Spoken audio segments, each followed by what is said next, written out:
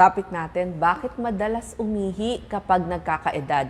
Mapalalaki, mapababae. Ang tawag ho niyan, ihi ng ihi. Frequency, frequent, isabihin madalas magpunta sa banyo. Or urgent, kailangan ng pumunta sa banyo, nagmamadali. Or overactive ba ang iyong pantog? Overactive bladder syndrome. Baka naman ninenervyos ka lang. So mapalalaki, mapababae, lalo na kung may edad, na napapansin nyo na yan. Ano ba ang normal? Ang normal po, 7 hanggang 8 beses sa 24 hours. Pero pag napansin nyo, more than o higit pa sa 8 beses sa 24 hours. Yung iba nga, oras-oras. Yung iba, kada kalahating oras, kailangan ng pumunta sa banyo. Yan po ang tinatawag na frequent urination o ihi ng ihi. Kung kayo po ay malakas uminom, tignan nyo rin. So natural, mas madalas kayong pupunta doon sa banyo kung more than 2 liters ang naiinom nyo sa maghapon. O baka naman mayroon kayong gamot na pampaihi. Tanungin nyo sa doktor ninyo, lalo na yung mga high blood.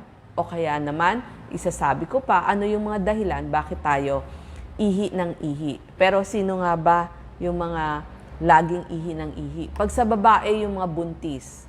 O kaya pag edad 70 pataas, yun nga sabi ko nagkakaedad. O kaya baka sa lalaki, may problema na sa prostate. So tignan natin saan nagsisimula yung problema. So ito yung urinary tract infection. So ito inaaral din po ito ng mga bata, ng mga nasa eskwela. Pag sinabing urinary tract, composed of yung ating kidneys o yung bato.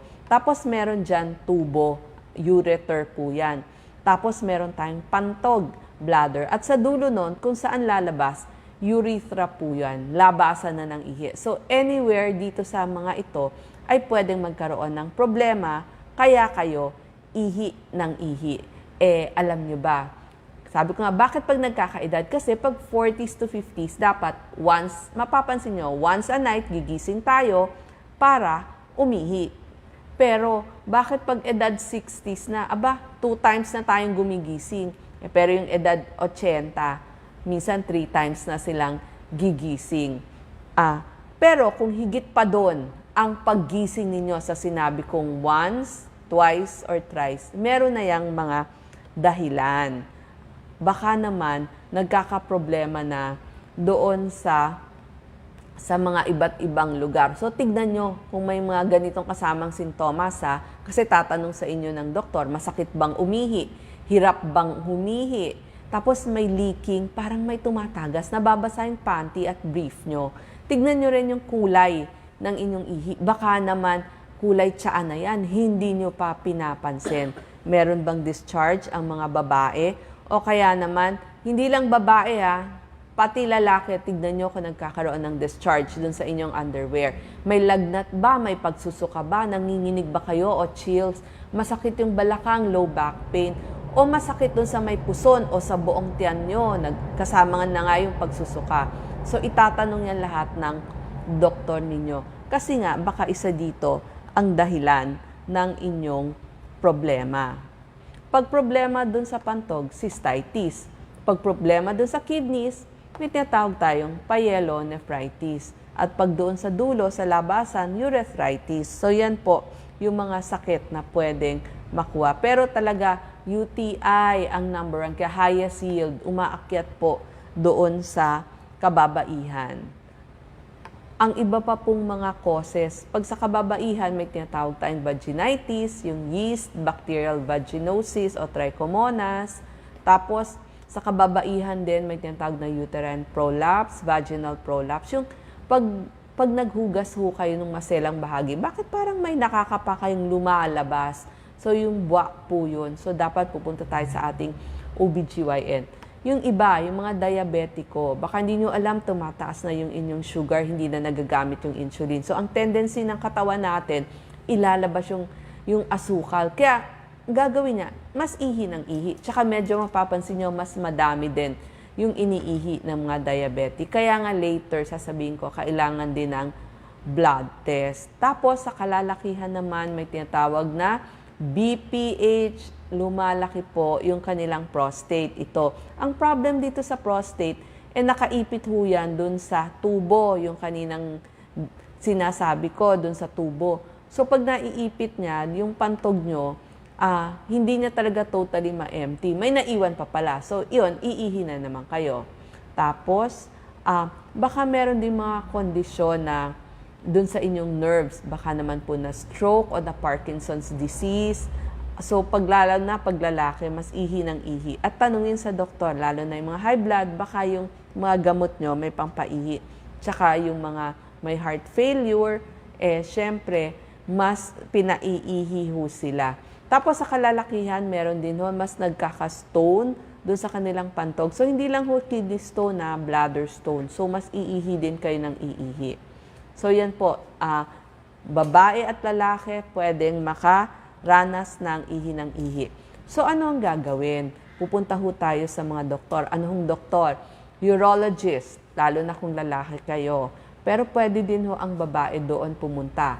Doktor sa kidneys, nephrologist. At sabi ko nga, pag problema doon sa reproductive system, ng kababaihan o tungkol sa panganganak o dahil babae kayo, OBGYN, pwede nyo rin hong tanungin.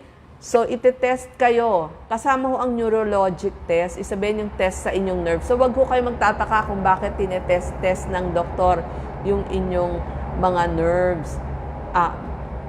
Tatanungin din ho kayo. Tapos, ang mga laboratory, syempre pinakamura urinalysis. At pag may UTI, baka kailangan may culture. Ipapa-blood test din kayo. So, kasama dyan, creatinine, asukal. Kasi sabi ko nga, number 1 cause, diabetes. Electrolytes, baka nagloloko electrolytes. May makikita silang sakit. At sa kalalakihan, kaya may blood test, PSA, kasama yung prostate. Tapos, merong mga test, yung para sa flow ng urine, yung pressure sa pantog, yung cystometry, may cystoscopy pa, sisilipin ng instrumento, tapos kung nerves ang problem, may EMG, electromyography, ultrasound, ito ho, isa sa mga, bukod dun sa CT scan, ultrasound, ano ang gagawin nyo? Hindi ba kapag kayo ay mag-ultrasound, wag na hong mag-aalmusal, gawin nyo, i-schedule nyo sa umaga para hindi kayo magutom.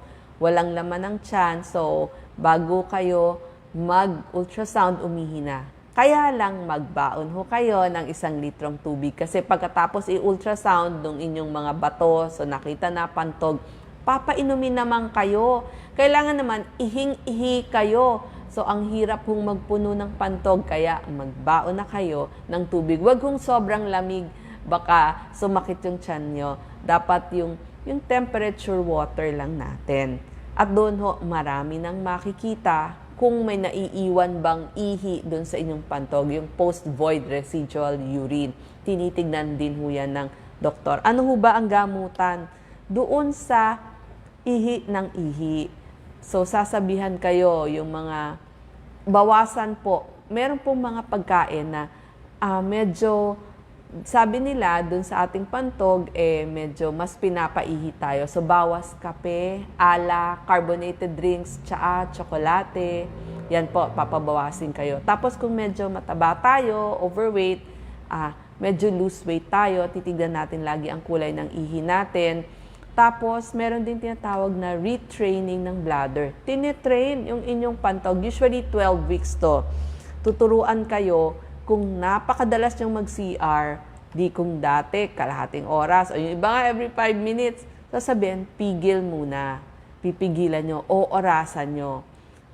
Pigil, kalahating oras. Tapos, so, kung kaya umabot hanggang dun sa susunod na kalahating oras. At pag kaya nyo na yan, after ilang araw, pataasan ng pataas yung oras ng pagpigil. Gagawin ng 4 na oras. So hanggang maging 4 na oras na. Kasi nga sabi ko, ang frequency, iba yung iba kada oras o kada kalahating oras pupunta ng banyo. So pigil hanggang matutunan na ng inyong pantog. So retraining, minimum non 12 weeks. Tapos merong mga exercises, pampalakas ng muscle dun sa paligid ng pantog, tsaka ng urethra, yung pinakahuling butas na daanan ng ihi. Usually, makikita nyo, 3 to 6 weeks may improvement na. So, kung kayo ay nasa trapiko, nakaupo lang kayo, mag-exercises kayo nang walang nakakalam. Sabihin, iipit-ipitin nyo po dun sa may puwerta o dun sa may bandang puwitan. Parang may pencil doon na iniipit kayo. Tawag ho doon, Kegels exercises. Pero pag nasa bahay kayo, ito po ang Kegels.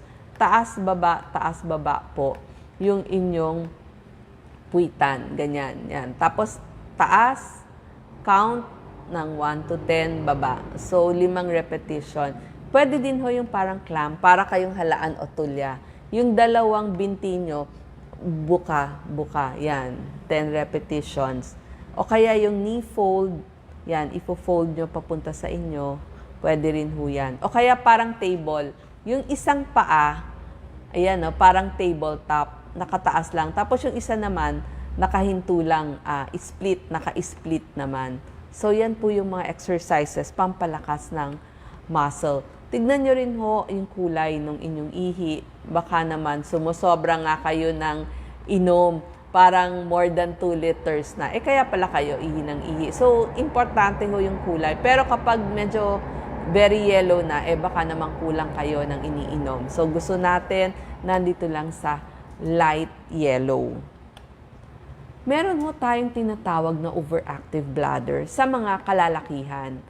Ang iba hong sintomas niyan, ang hirap magsimula ng ihi. Kaya makikita nyo, tignan nyo sa CR ng lalaki, nakahawak sila dun sa pader. Kailangan pang umiri sa una, mahina yung daloy, o kaya naman putol-putol. So, nangyayari ito sa mga 11 to 16% ng kalalakihan. Bakit? May infeksyon. Mahina nga yung muscle dun sa paligid ng pantog, kaya dun nga kailangan mag-Kegels. Tsaka alam nyo ba, yung mga taong nagtitibi, kasama ho nun yung ihi ng ihi. Kaya kailangan gamutin din natin yung pagtitibi sa pagkain ng maraming fiber, katulad ng mga oatmeal, gulay, prutas. Tapos, baka medyo mataba, kailangan magpapayat tayo. Tsaka, yung iba nga baka may neurologic disease, halimbawa yung mga Parkinson's. So, punta po tayo sa ating neurologist. Tapos, sa mga kababaihan naman, meron naman, hindi naman mapigil yung kanilang ihi, walang control, kawalan ng pagpigil. Actually, mas twice nararanasan ng mga kababaihan to kaysa sa mga kalalakihan. More common. Bakit? Kasi nanganak yung mga babae. At saka, pag nagme-menopause na sila. Dalawang klase po yung bakit lumalabas yung ihi. May tinatawag na stress incontinence. Tumutulo siya, lalo na kapag tumawa, umubo. Di ba pag ubong-ubo tayo, lalo na pag may ubo-sipon ka, bumahing, o nag-exercise, o may binuhat. At meron din tinatawag na urge incontinence. Yung bigla na lang kayong naiihi at kailangan nyo ng magbanyo. Dito ho nakakatulong yung pasador, o kaya naman yung tinatawag natin na adult diapers. So, babae o lalaki, pag mahaba ho ang biyahe nyo, mag-adult diapers na lang kayo para hindi kayo ninenervyos na, nako baka maihi ako or mangamoy ako. So, dun ho nakakatulong. So, yan ho ang problema natin pag umiidad, hindi ba? Ihi tayo ng ihi o kaya minsan naman may tumatagas dun sa ating ihi. So, tignan ho natin, i-observe natin para pagpunta natin dun sa doktor, alam at masasagot natin yung kanilang mga tanong. Salamat po.